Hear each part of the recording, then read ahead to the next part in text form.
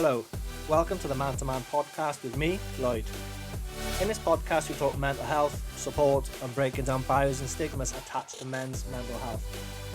It's so important we normalise mental health conversations and create communities where we can talk openly about our mental health. So, let's get on with today's show.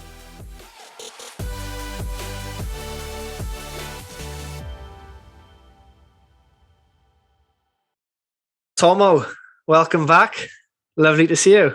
You okay? Yeah, I'm really glad to be back. Yeah, I'm really good, thank you. Good opportunity to talk about that first episode now. We've talked about it privately amongst ourselves, but we haven't had that opportunity on the podcast to talk about it. What a reaction. Yeah, I think it was very, very positive, especially the feedback that I had personally off the back of it. There was some quite nice comments sent to me, via Instagram and Facebook Messenger and things. Family and stuff that had listened to it as well. They're very positive coming back from them. Yeah, I think it was good. I think it was really good to just sit down and have a chat with the boys as well, quite openly, as well. I think we all sort of realise that there's a lot more going on in our lives sometimes than we know, So it was good. And again, off the back of that, getting out and having a few beers with the boys a few weeks later was really good as well. It was almost like a breath of fresh air in some ways. So I don't know how you felt about it. So yeah, like I say, when we went out for a few beers, it was quite a hot topic, wasn't it? And it just seemed different in terms of just people willing to just talk and share and, not be in that idea of that they're a burden or that they shouldn't really open up and talk about anything. So it was a bit of a different one. It was a nice get together, and it was quite refreshing, wasn't it? It was, yeah. Very grown up. Yeah, nice to that. And like I said, I enjoyed it, and I think you said to me that it was quite cathartic. Because is that the right word? Sort of. Yeah, it's almost like you've had that conversation now, and you've got some of the stuff that perhaps you've been wanting to say for a while off your chest, or made people aware of situations that you perhaps been bottling up for a long time. So yeah, it was good, and like I said, I enjoyed it, and I think we all enjoyed that night, to be honest with you, when we got together. So yeah, absolutely. And what you said about the reaction on social media, I think there was a genuine appreciation for how open and the fact that we kind of didn't hold back. We were as open as possible. We really laid our cards on the table, and that's how it does need to be if we want to move forward and have that stigma around mental health broken. We do need to promote it, and the reaction, and so many people found the benefit being men talking about mental health and how refreshing it was to hear people talking about it, without any kind of issues or preconceived ideas. It was just that genuine conversation. No, it's good. I think it's something, for you as well.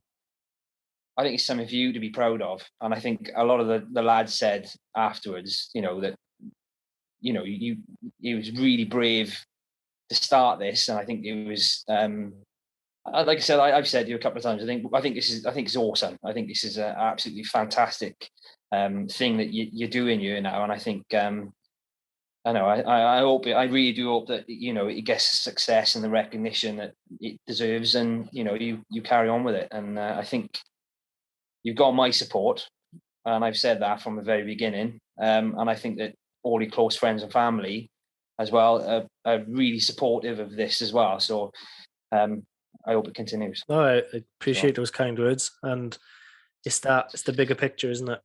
And it is, yeah. Who we can help, and we don't know what's going on in other people's lives and what situation they're in, or what problems they have. So, whatever we can do, however we can help in any small way, isn't it? So yeah, that's right. Moving on to today, and we had a few questions coming in. Thank you for those who sent questions in topic of conversation. Unfortunately, we won't be able to cover all of it tonight because some of the topics suggested lends itself more to a full episode.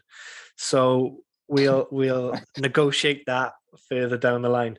But the first one, Tommo, was when did you first notice or realize that you have had a mental illness? And I found that, thinking about my journey, a really interesting and quite a difficult one to answer. Because for me, although when I had the kind of intervention, I suppose, in terms of medical care, tracing it back, my symptoms occurred much before that.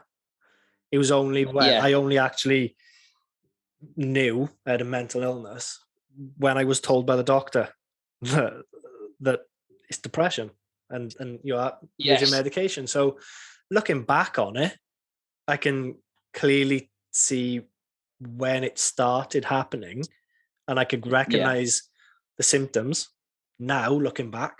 But at the time, I had absolutely no idea, none at all. No, I like mine was very similar, to be honest with you. I think it was a long time before I actually realized that there was an issue, and a bit like you, really. It was.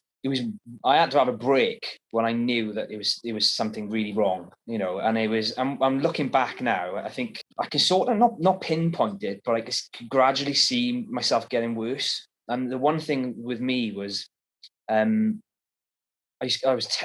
even now, I'm still quite bad at it now. I do bottle a lot of stuff up. I try not to do it as much now as I used to, but I would bottle a lot of stuff up, and it would just make me angry. I used to leave work some days, and I'd get in the car, and the 30-minute drive home from work would be, I'd just be raging all the way home, you know. And I'd get through the door then, and Nick straight away, she'd be like, "Oh, bad day today," then, sort of thing. And then sometimes, like, you know, you just carry that on. You just in a mood constantly. Yeah. And it was difficult to know when it started, but I can definitely see the symptoms of it now. And even now, I know when I'm starting to wind myself up again. Yeah. You know what I mean? If I that sort of like inner sort of like frustration is boiling, you know, and it's like I've got to go, right, have 5, step away for a minute, you know, try and calm myself down. But yeah, it is a difficult one, and I think it normally it'll be months of things building up before you actually, you know, realize that it is an actual real issue, you know. So would you say that those around you, family, colleagues in work, that they had an idea or they knew, they could see the change? Because I think my work colleagues did. I'm sure Stacey did. And, you know, people in work asked, "Are you okay? You know, you're quiet, or you're this, you're that." But it was never really, the subject was never really broached. It was, "Are you okay?" "Yeah, I'm all right. I am. I'm tired," or whatever it is. And that was it. There was never a kind of follow up. There was never that are you sure you're okay? Or, you know, and no one dug that a little bit deeper. And I don't know whether that's, you know, because of the way I am or I was at that time, or whether it's because in work, whether there was that uncomfortableness, if that's the right word, the discomfort. Oh God, nice word. The discomfort of, you know, do I really want to go there? Because the first conversation I had in work where someone said you need to go and see somebody was the day I went off sick. Was the day before I went to the doctors. That was the first time that was even mentioned, or do you know? So you think that people in work knew with regards to yourself and you displaying the symptoms? I think they probably did. But again, I think it's it's very difficult sometimes, like I said, to perhaps start that conversation with somebody. Like you do that sort of thing, are you okay? But you can be, if you're stressed in work or overwhelmed, you know what I mean? You can come across as being flustered, and and you, like, sometimes, like, you do throw your toys out the pram a little bit, you know what I mean, and have a bit of a temper tantrum or something like that, or you say something to somebody that perhaps you shouldn't have said. It's not that you mean it or anything like that. It's just that at that moment in time, you're just so overwhelmed that, and it's that perhaps at that point then that somebody actually says to you, "You all right?" Yeah. And you go, "Oh yeah, I'm just fine. I'm tired and I'm shattered. I'm stressed out. You This, just I'm you just that." label the stresses, don't you? Yeah, you do. But if you're doing that every single day, then month on month, week on week, eventually it does get you down. And I'm not saying that all of my stuff was work related, because it wasn't. But it certainly didn't. There was a point in time in my career where I was under a lot of pressure, and I just wasn't particularly happy in what I was doing, and that was very difficult. Yeah. But I think what you said, it wasn't entirely kind of work related, but you spend so much time in work, and when you're Yeah, you displaying do. those symptoms, that's where it's more likely to be exaggerated or, Yeah. displayed. So, Yeah. like, when I look back in the build up to when I went off, it was really obvious. Now I have an awareness of what mental health is, what mental illness is, depression, that kind of thing. Yeah. And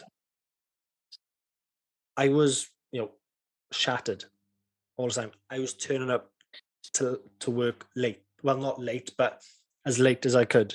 I Yeah. wasn't being very good at my timekeeping, the organization aspect. I was Yeah.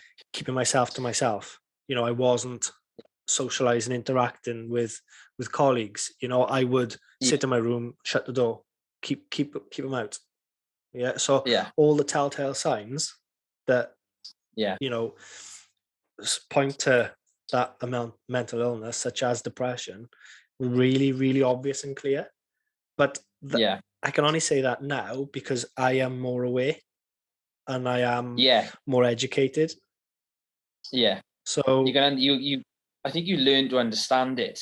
The longer you sort of, especially now, like I'm a lot more aware of the issues I had now, and obviously the longer you're going through it, and if you are getting better, you do sort of read up on it more, and you do sort of have a better understanding of it. And now I can kind of see when other people are going through it now, and yeah, I've got a better understanding of where they are. definitely. So, like, if there's people around me now, and I can see them, they look, I hate the word stressed, but you can see that they're not happy.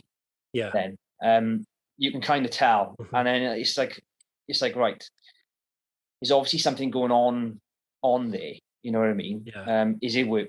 Does this stuff got going on at home? You know what I mean? Yeah.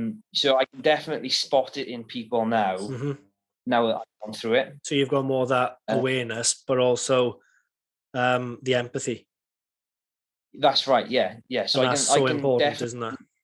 Yeah, and I got a lot more sympathy towards people now that, before, if somebody was probably reacting like what I was reacting with people a few years ago, I'd have just been, oh, what's his problem? You know what I mean? Yeah. But now I can take a step back a bit now, and I can start going, oh, something's not quite right there. Hmm. Is he all right, or is she all right, or so yeah, definitely got a better understanding of people's feelings and what people are Yeah. going through, or what they're potentially going through. I don't think, if you work with somebody for a long time, you can see their mood changes, Absolutely. Yeah. because sometimes you spend more time with the people you work with than the people you live with. Yeah. That's You know what I right. mean? Yeah. Or your kids. Absolutely. You do spend 8-9 hours a day with these people, Hmm.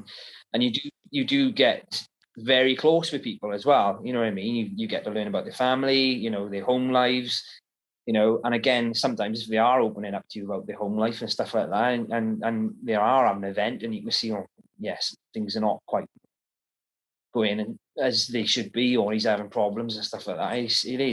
You do have a better understanding, I think, of what people are going through when you've gone through it yourself. Yeah, I agree. So, And it's not taking those behaviors or that outward display of emotion as at face value, not no, not seeing it as just a rant maybe, or yeah, someone flipping their lid, letting off steam, that kind of thing.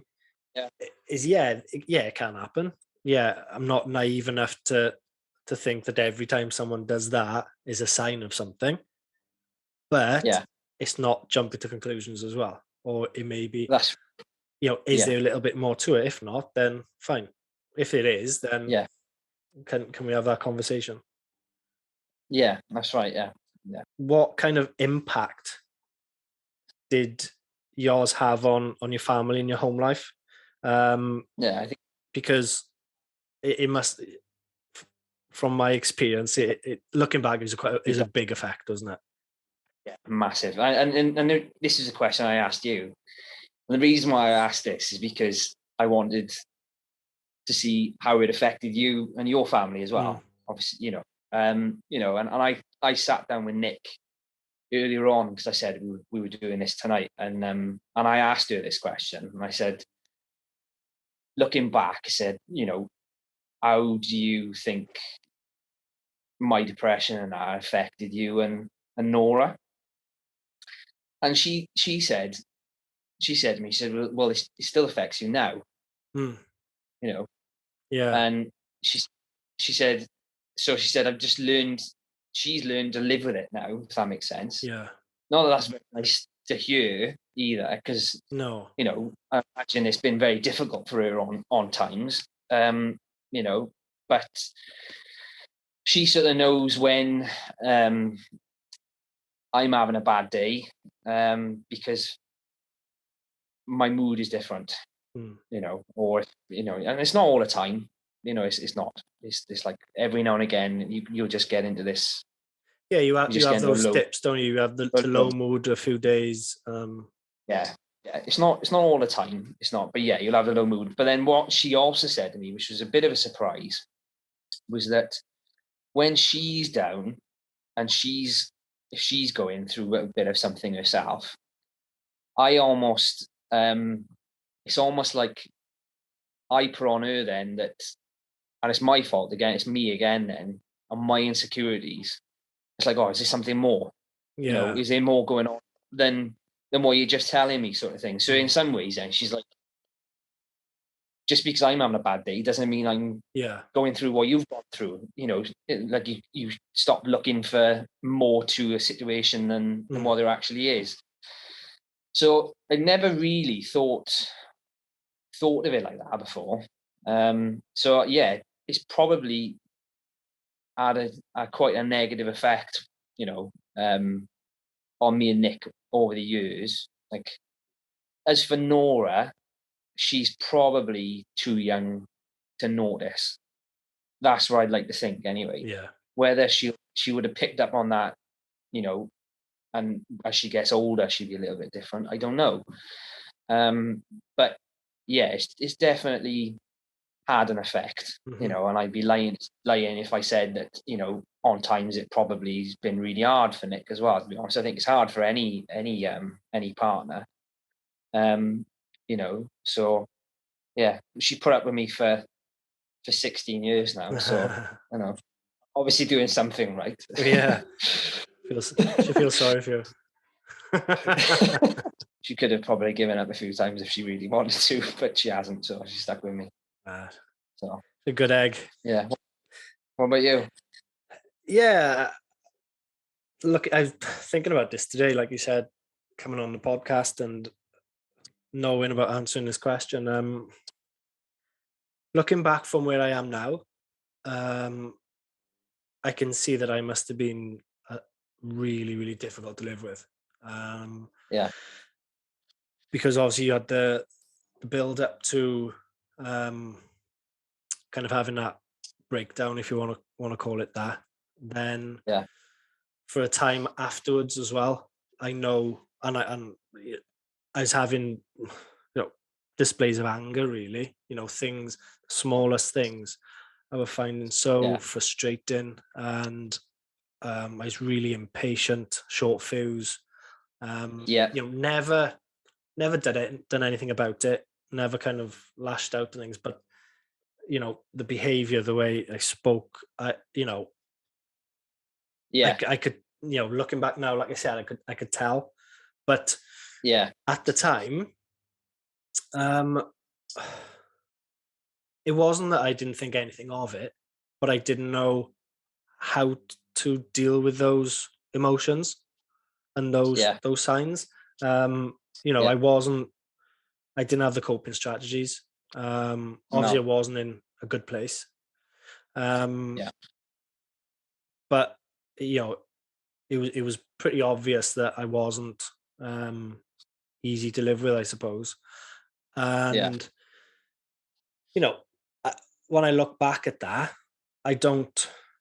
I can't say I regret it because that's where I was at that moment in time, and yeah. I wasn't like that and behaving in that manner because I wanted to. No, Um, but that was the part of the journey, and that's where I mm, was. And I can only say that now because, um, you know, I've developed emotionally. I understand. I'm in a lot better place, so you can see the yeah, difference between where you was then and where you are now. Um, yeah, so yeah, um, it's since then. I think Stacey has said little bits that she felt that she had to be a lot more positive in that moment because I was having such a hard time, and so I suppose yeah, like having those negative responses to things. yeah, So kind of she went the other way.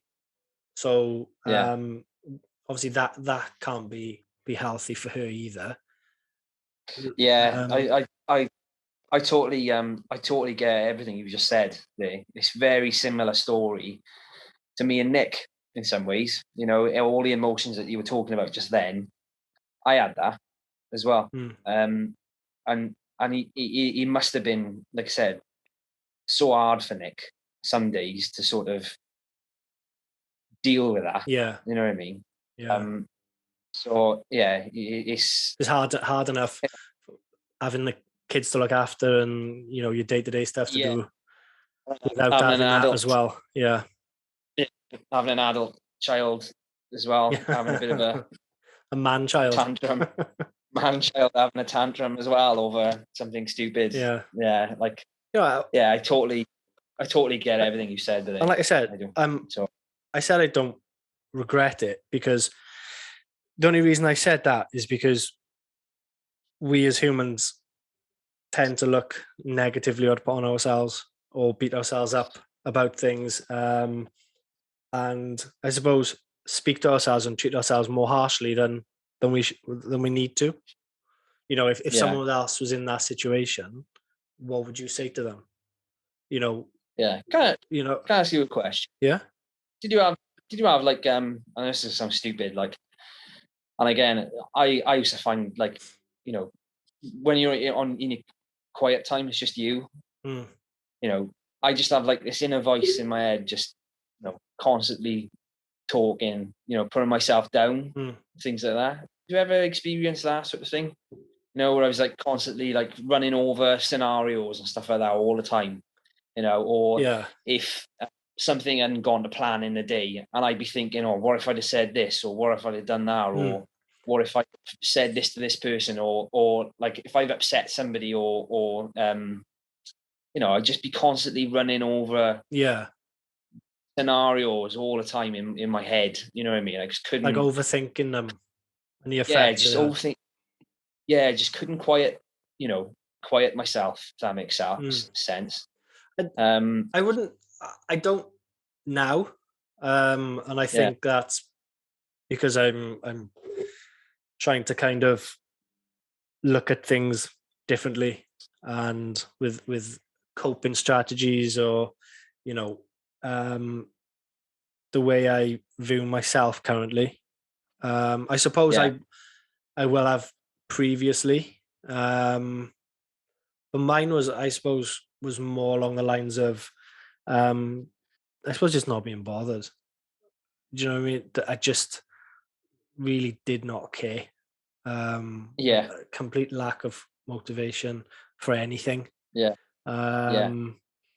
So I suppose because of that, and the fact that I was putting myself in isolation almost away from everyone, I didn't really have those nagging thoughts of, oh, I should have done this, should have done that, should have done that, because I really didn't care, to put Yeah. it bluntly. Yeah. Um, Yeah. Yeah. so, at the time, it was very, very little that I could be bothered Yeah. about, to be honest. I think I tried telling myself that I didn't care, but I think that was the fact. That was a little nonsense. I think the problem was I cared too much.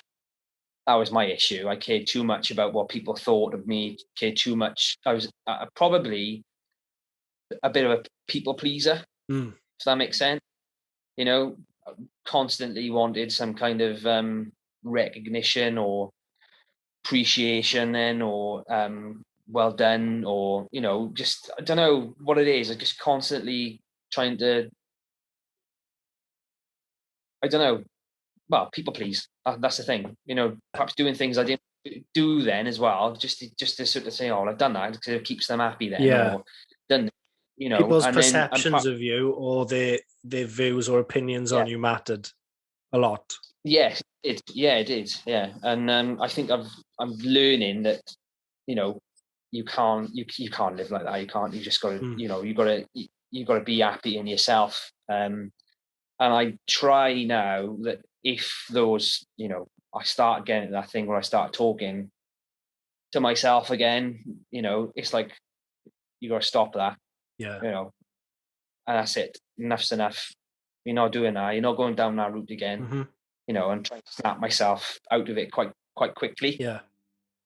So So yeah, would it's that be kind of more the lasting effects of the mental illness? probably. Has it been um, you know something good coming out of it? Because I looking at my situation, um, yeah, and last night was a perfect example. I like you.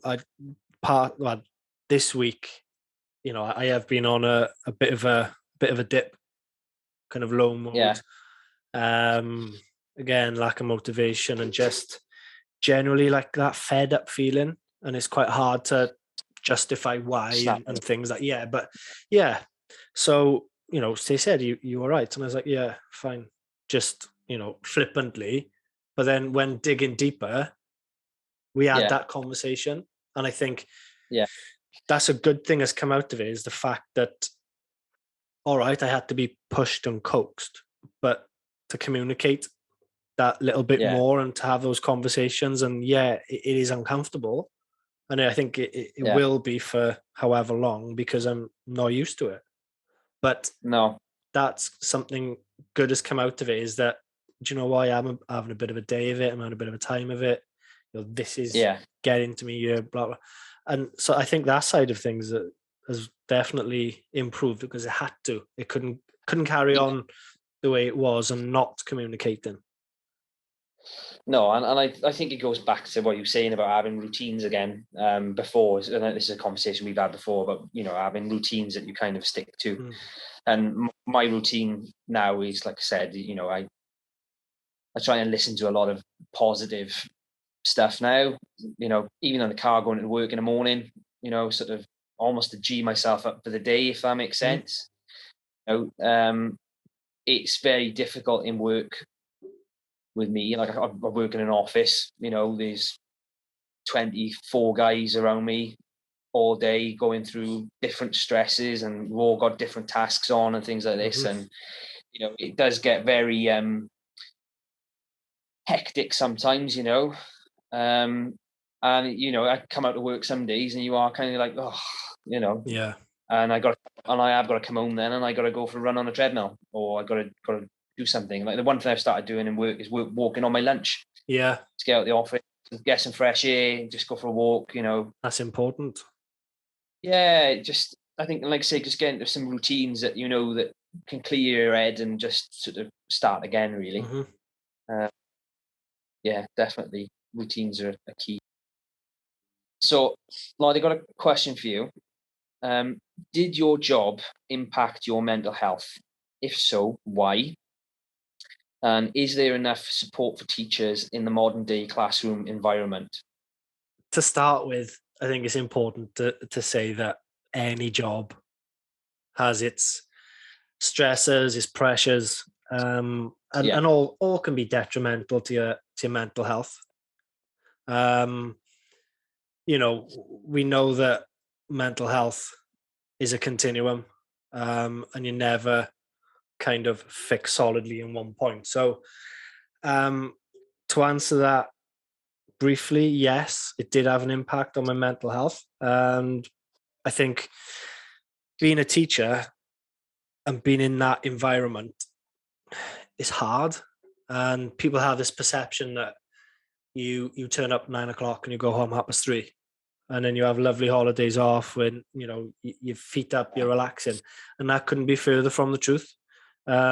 yeah, You're in early, you're home late, then you've got work to do in the evenings, in the holidays, you're preparing for the next day and things, and it is a hamster wheel. It's the hamster wheel just keeps going and going and going. yeah, And when you're in it, you just get on with it. Like you said with your job, you just kind of get on with it. You tick the boxes, you complete your tasks. yeah, But now I'm out of it, I think, wow, why was I doing yeah, that? What have I? Why have I stayed in it for so long? Because it's expected of you. yeah, The everyone that puts in overtime does extra work and things like that. Yeah, but in a teaching profession, it is actually expected of you that you put in the extra time, that you yeah, work after school, work in the holidays, that before you go into it, you know what the deal is. You know what the fine print is in that contract is that you're going into this and you will have to do this. And it's not necessarily yeah, appreciated and stuff. You don't get recognized for it. yeah. And that's really difficult. Then if it's not appreciated and you're putting in all that extra effort, it that can get you down over time. Yeah. Um, I can relate. I can relate to that as well in sort of my career. Sometimes, you know, if you feel like you're going above and beyond, and perhaps you're not getting the recognition or the thank you and or anything like that, I can if you're doing that day in day out, year on year, yeah, you can get a little bit resentful. Mm-hmm. Yeah. Then, um, we all do it.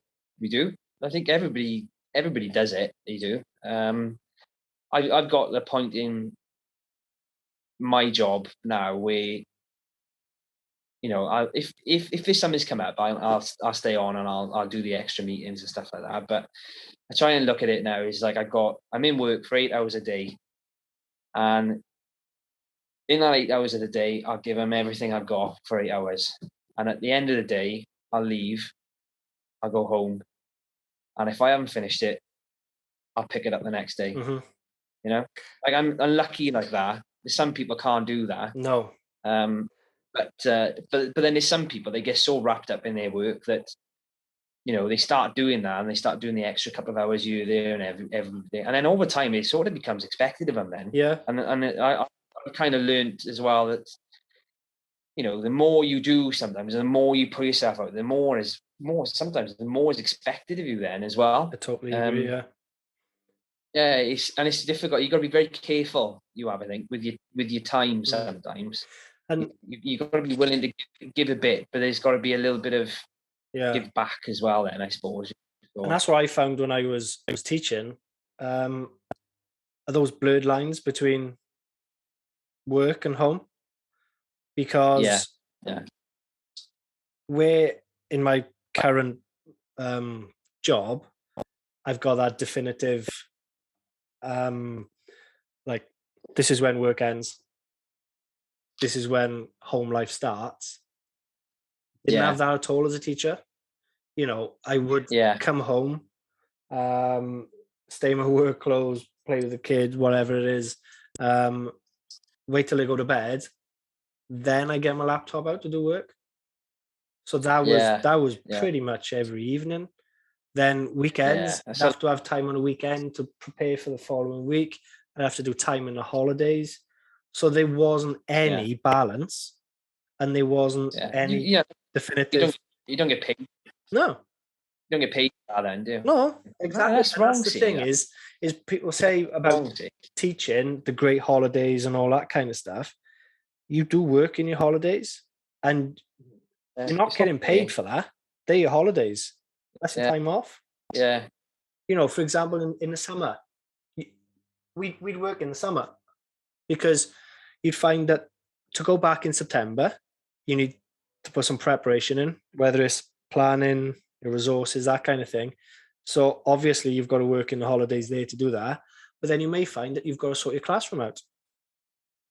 So if you've moved to a new classroom or you've got to sort that out, well, the only time you can do that is in the summer holidays because you can't do it when the kids are in. It's got to be ready for them. So it's little things like that. And I think over time, you know, workload was a massive issue. Hence why having to do work kind of at home all the time. So you got workload, same in any job, you've got your targets and things, but it just felt unachievable. The amount that is expected of you, and working in the hall, all that kind of stuff. Yeah, I was getting paid a decent amount, but now I've stepped back from that, and that's why I took that decision. Was, well, is it my health or the money? What's the most important thing? In all fairness, this backed me all the way on it. Um, and it was not worth it. I you can put I made myself ill, or the culture of teaching or whatever it may be as part of the problem. That, yeah, I did become ill. Yeah. So by that means, no, it wasn't worth it. No. Um, No.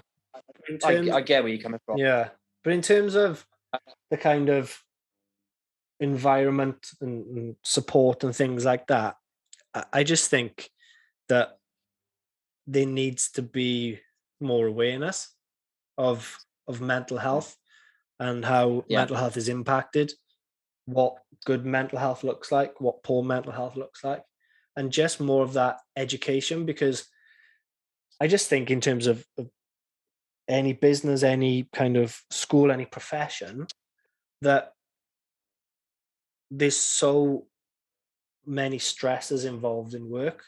There's so many pressures put on workers that there needs to be a bit of give and take. There needs to be that awareness of when is too much. What can I do to maintain and safeguard your mental health? Because I want you to be healthy. I want you to be well enough, and I want you to be happy in work. Is there enough of that going on? I don't know. But I just think awareness of mental health, I think, can improve across the board.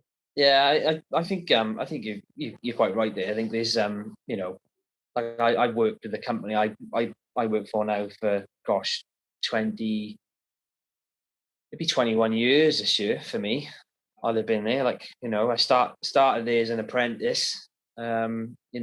And to be fair, they are a great company to work for. And like I said, I wouldn't have stayed there as long as I have if I didn't enjoy it there. Some really good people working there. There is, pays well. I'm enjoying what I'm doing at the moment. But because I've been there so long, I've worked in lots of different areas throughout the company as well, and there's certain parts of the business that are a lot more stressful to work in than others. And I found when I was probably about 7 or 8 years ago, I was in a situation where I was in a relatively new group as such, and we were starting to find our way, and want to do things differently. And I kind of almost sort of like moved sideways into like different roles where I was doing, and I was sort of straddling two jobs then as such. And then you sort of trying to manage two workloads, and I was just finding it was just getting too much, Impossible. and you couldn't give your full attention to either, if that makes Yeah. sense. And like I said, it just at the time I was going through some stuff, and it's all come crashing down. And then I had a bit of a break from work then, as we talked about in the first episode, where I took some time off and ended up going on some tablets and stuff.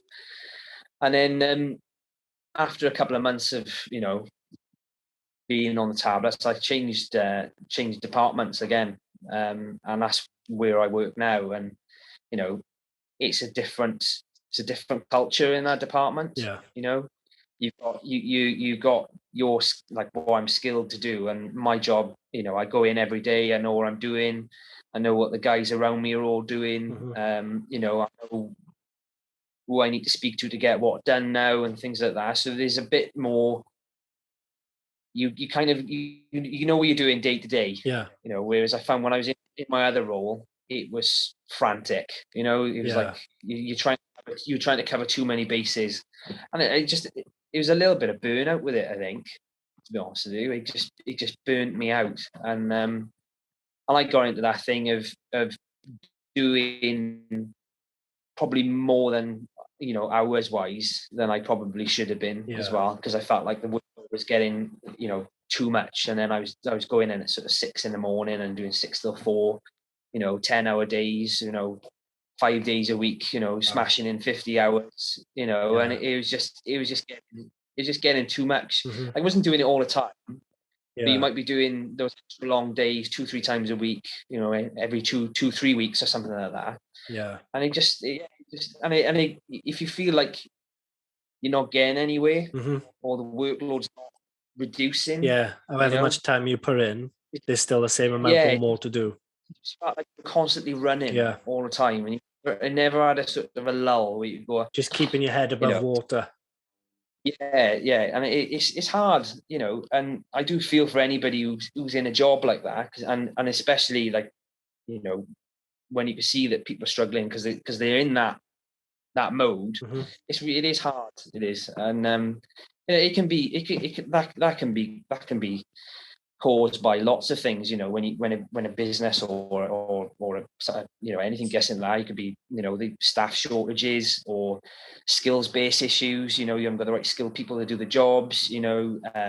Business is getting bigger, and there's lots of things to it. And as things grow, if the infrastructure is not there to support it, it can cause some problems sometimes. But all in all, like I said, I've been with them for a long time now, and like I said, I enjoy it there. If I didn't enjoy it there, I wouldn't have been there for the length of time I have. And like I said, I'm 37, and I've been with the company since I was 16. So it's a long time, long old slog. So would you say that there's a good kind of culture and approach to mental health there? I think things could be better, and I think that goes for anywhere, really. Yeah. And I think that the one thing I've noticed, and it's one thing I was talking about recently, is about the mental health first aid. I spoke to our I'm a first aider on site, and I spoke to our head of health and safety, and I said, "Is this something that we could be doing more of on site?" And he seemed to think that it possibly could be something we perhaps should be looking more into. But again, going back to what Lloyd Ashley said in your last podcast, is sometimes it's not so much about the amount of first aiders, mental health first aiders you've got on site. It's more about a cultural thing. And as a company, they do have facilities where you can go and get counselling, and there is things like that. You can go and speak to people, and most of the time, everybody loves a moan in work. They do. But if you are genuinely going through something, I'm pretty sure if you pulled somebody to one side and that said, "Oh, I need a chat," they quite openly open up to you and have a vent like. And yeah, it's a tough one. That is, Yeah. I think there's definitely a lot more could be done, and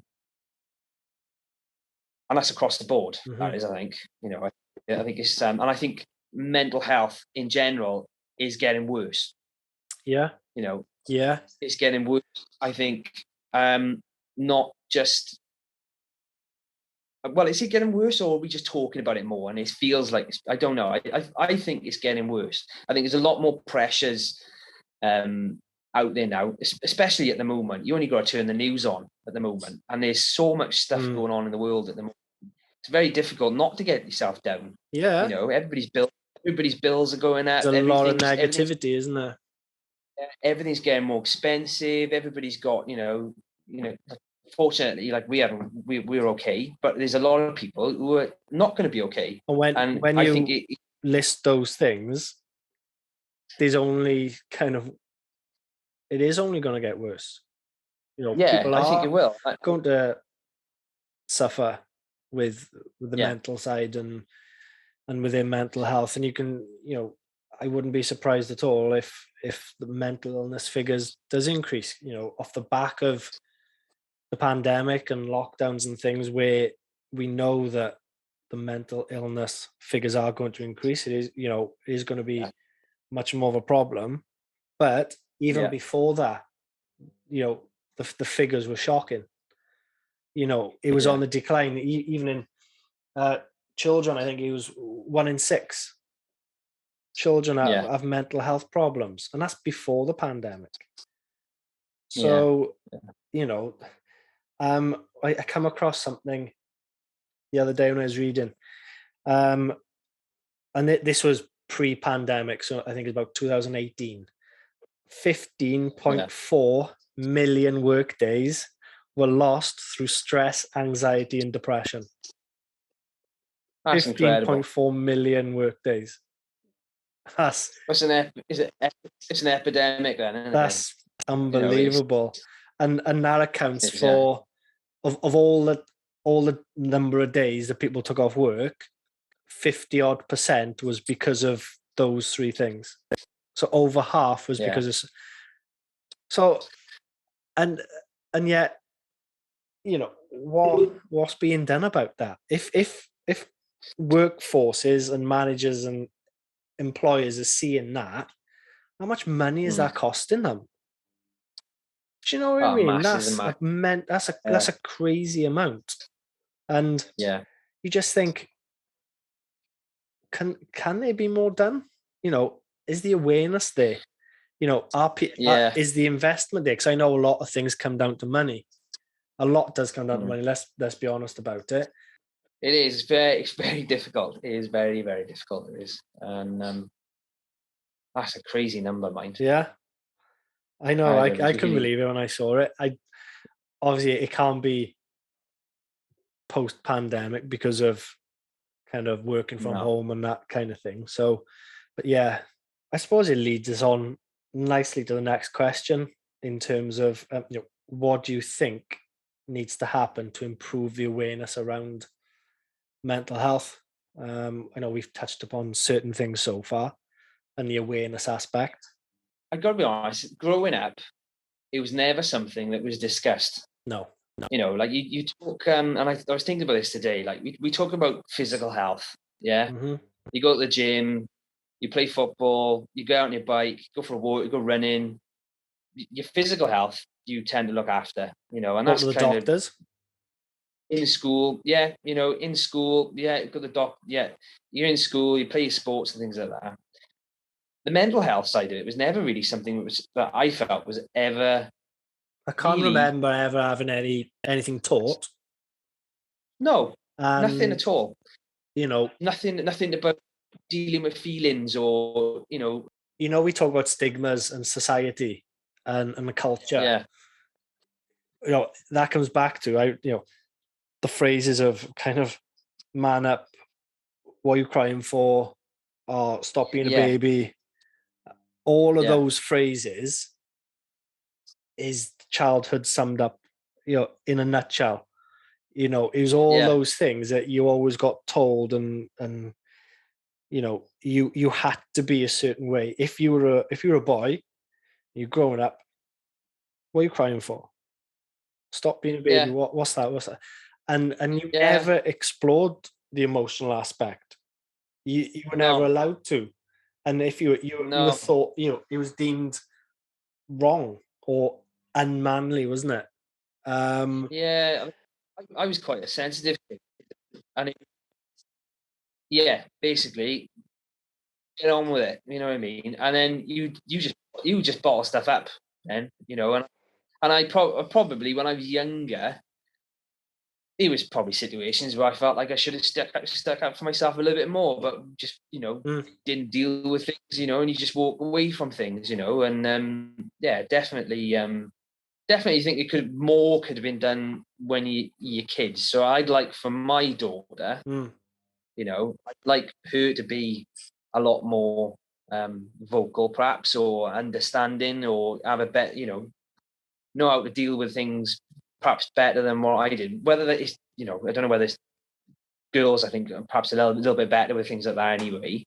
I know you've got two boys, but yeah, definitely, I think it'd be better. It'd be good if there was something more done at younger ages. I think, and then totally agree. And even in the secondary schools or something like that. Again, it was something I can never remember when I was in comprehensive having discussions about mental health, or having mental health advocates come into the school, do something with the year groups, have conversations, open conversations. Nothing like that. It was just completely. Well, it just wasn't talked about. It was irrelevant. It was just in some way. Academic education, wasn't it? It was. Yeah, you go in, you learn the academic side, the well-being side, the emotional side. That the PSE side of things just didn't really exist, did it? It didn't seem like, anyway. Like you got a PE class, maybe you have a mental health class that you go to once a week or something like that. Yeah, well, at the moment now in schools, the Welsh government has just rolled out a new curriculum, and it is a large focus on health and well-being. That's the foundations of it, which is great. Because that needs to happen. What do we say, Leo? 1 in 6 children have mental health problems. That's a high number.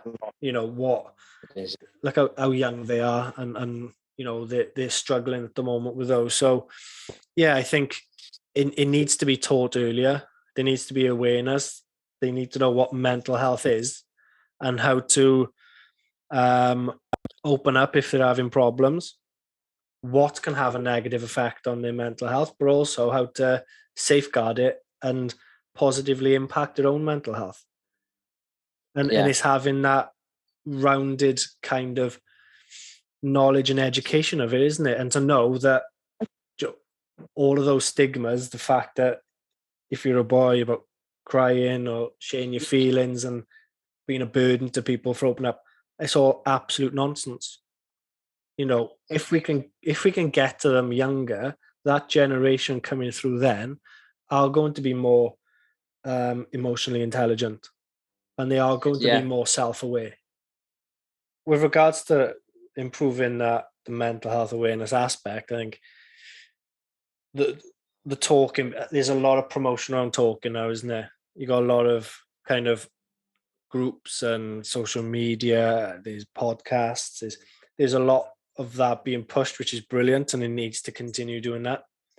But I think with regards to mental health, and this lovely, I've got a guest coming on next week called Hope Virgo, and looking at eating disorders. I think there's a lot of coverage for the mainstream, if you want to call it that, the mainstream kind of mental illnesses, but there's a lot that don't get the coverage that they need and the support for those struggling with them that need that. So, I think it's great that there is more exposure and people are talking about it more. But I think also that may be a little bit kind of deceiving as well in terms of the whole spectrum of mental illnesses. So I do think some get more attention than others. I know some are more common than others, and I appreciate that. But it shouldn't have to be a battle. It shouldn't have to be a campaign. It shouldn't have to be doing something extraordinary to inform people, to educate people, to get people the support they need, you know?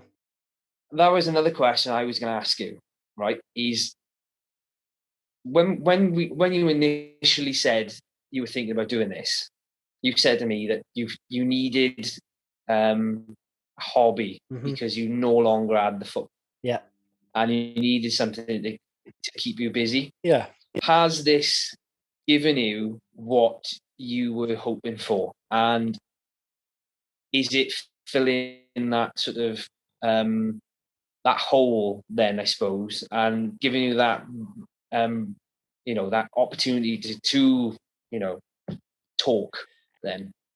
Yeah, and I think the reason for setting up this podcast is many factors involved, and you've alluded to one there, that I wanted something to do. I wanted a bit of a hobby. I'd stopped being involved in football. I'd say largely because of my mental health. It wasn't, doing me any favors. So that was one factor behind it. Another one would be me and having that opportunity to talk, to learn. I've learned a heck of a lot so far. To educate myself, to be more aware, and I think that is definitely having a positive impact on me. But also to help other people. When we discussed it previously, and we said, if it helps one person, whether that be to make them more aware, to support them in any way if they're in the same situation, or just to go, do you know what? They're talking about it. They're having those conversations. They're being open and honest. I'm getting loads from that, or I can do that. Or if it prompts someone to go, I need a bit of help. Do you know that they're in the same position and not alone? So there's many reasons for that. But to come back to your question, if it's filled that void, yes and no. I love doing it. I get really nervous before everyone. I do, and that's not. You did get nervous for me tonight. I did. I did. I don't know. Not because it's you, but I just think that once you're into it, but I think the general answering questions, or I don't know what it is, but there's always that. Sorry. Yeah, it's putting yourself out there, and I think it's probably is it that sort of anxiety of being judged or having it taken the wrong way? Then is it possibly? Is it that? Possibly. I think I was probably more aware tonight because I know. I knew the questions coming up, and I was talking more about maybe myself, and my story, which is different to the other ones because I was more facilitating and just being part of the conversation. So, it's a little bit different, but I think with the football, I would like to go back to it, but in terms of like the managing coaching side, which is where I was when I finished, I do genuinely feel at the moment a real lack of like confidence in that area. In a good way, I don't feel pressurized into going back into it. Then in a bad way, in some respects, I can almost hide behind this and hide behind work and things. And I'm busy now. I've got podcasts. There's other avenues I want to explore. There's other plans in the pipeline. So I can say I'm just too busy for it. When really, that's me trying to kid myself. I know that's not the real reason of why I'm not going back. So it is a bit of a catch-22. Well, yeah, we'll see. Last question. Finish off. What advice would you give someone suffering with poor mental health? I would say that as soon as you feel like you are not coping, start talking, go and get some help, whether that be doctor's help, counselling, speak to family. Don't bottle it up, because if you bottle it up, you will get worse. And nobody wants that, you know. Nothing to be ashamed of. Everybody's going through it, or everybody's gone through it, or everybody's probably going to go through it at some point in their life. So definitely don't feel like it's just you and there's something wrong with you. But yeah, just speak to people. Mm-hmm. Great advice. There's nothing to be afraid of. And yeah, just definitely don't be ashamed of it. So what I would add to that is that the real strength for me, that a sign of strength is to be able to talk, is to be able to admit and go, do you know what? I'm struggling a bit here. Can I have some help? Or I'm not feeling great. Yes, it's difficult. And yes, you may need to find the right person to do that too, and to open up to. Yeah. And that's why I feel that is a huge sign of strength. Yeah. The easy option is to keep it inside. It's the easy option, but it's also the most detrimental to you. It's the most destructive thing you can do to yourself. Yeah. You think you're doing yourself good by not sharing, not burdening people, but you were doing more damage than you realize. Yeah, and I think that, and like from my experience as well, is the longer you keep doing that, the harder it is for you to get out of it as well. Yeah. You know, like I said, it was years for me before I started feeling normal again. Mm-hmm. You know, and yeah, definitely get talking, get some help, get the doctors if you need. You don't have to go to the doctors, but if you there's no harm in it. Yeah. You know what I mean? And again, don't be ashamed of going to the doctors. You know what I mean? And like I said, and there's loads of charities out there as well. If you need to speak to somebody, like I didn't get to that point where I had to ring any charities or anything like that. But I knew that there was stuff out there if I did need to go on a phone and have it, because I'm sure there's one where you can there's like a phone counsel line. I don't know which one it was. We can just basically ring them up and there's a few. My other bit of advice probably would be do everything you can to help yourself. And what I mean by that is, try your very best to, we've said talk, but safeguard your mental health as best as you can. Have that bit of exercise, have those breaks, do the things you enjoy. Try to find the motivation to do something. It was something I was listening to this morning. I think it was David Goggins, and he was saying, callous your mind by doing the things you don't like doing. So basically you just do those things, and that could be go for a run, go for a walk, read that book, finish something, just do something that you don't want to do. And over time, the more and more times you keep doing that, the easier it'll become. And I would agree with you in what you're saying, is that you've got to want it really bad for yourself as well, because you can just get down into that thing of just going, I'm not going to bother doing this today. I'm going to lie in bed a bit longer. I'm not going to get up. I'm just going to, you've got to say, enough. I'm going to do this today. I'm going to get up. I'm going to do this. I'm going to go for that walk. I'm going to go for that run. I'm going to write in my diary or something. And it does get easier, so. I will always come back to making the bed.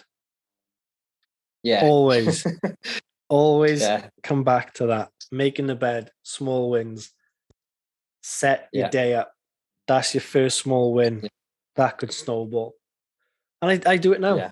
I still do it. Yeah. Every morning. It's my job. No, someone else does it. I'll mess it up and redo it. Is that right? I will. That's my first one. That's my first achievement of the day. Well, my first achievement of the day, because before I make the bed, I got to do everything else with the kids and sort them out like that. But that's my first official. That's my marker. Yeah. That's the one I start with. So, yeah, and however little that is, and I've coming back to that first episode, having conversation with people from that, people have said, I've been feeling a bit down, I've lacked motivation or this and that, I haven't been myself. And they asked a bit of advice, and I said, look, I don't know, you got to do what you can. You've got to try and get in some kind of routine that suits you. And I said, make the bed. I joke about it, and we say that, but make the bed and see how that kind of makes you feel, and how you get into a routine from that. And they said it did work. So, yeah. Routines are key. Yeah. Definitely. Totally. Yeah, definitely key. Tommo, it's been an absolute pleasure again. Really enjoy catching up and having a good chat with you. Yeah, thanks for having me on. It's good. It's good to talk. It is. And I know I've pinched that. Was that BT, isn't it? Is that BT? Good to talk. Yeah, it's good to talk. Yeah. There'll be people listening now and going, what are they on about? Yeah, I know.